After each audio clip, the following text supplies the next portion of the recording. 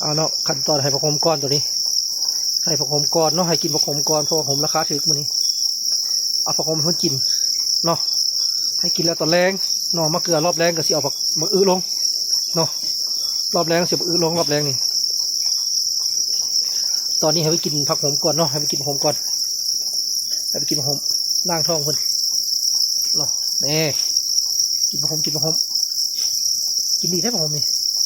กินดีนะกินดีเนาะกินดี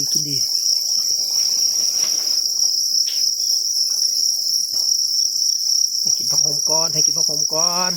3-4 โมงจึงจะเอามะอื้อให้กินเนาะจะไปกินมะอื้อก่อนกินมะอื้อแล้วจึงจะเอากินผักโขมก่อนเนาะผักโขมก่อนมื้อแรง3-4 โมงก็จะมะอื้อให้กิน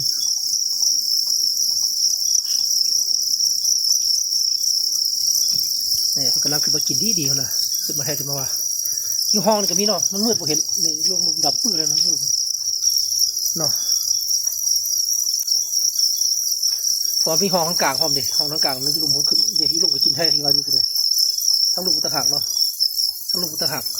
ก็ขึ้นมากินเท่ากุตะหักเนาะมันก็ถือว่านี่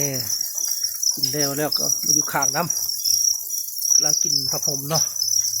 กินผักโขมนี่กินผักโขม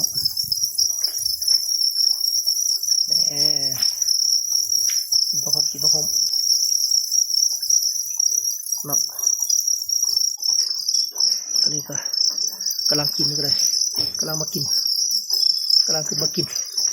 ผักโขมกินผักโขมกินผักโขมกินผักโขม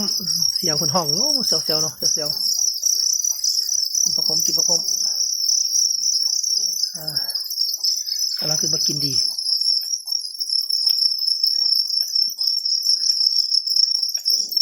เนาะกินผักโขมกินผักโขมผักโขมกินดี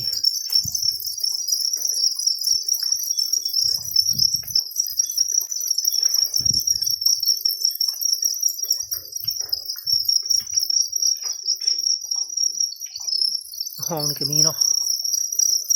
ห้องนี่ก็มีกินผักโขม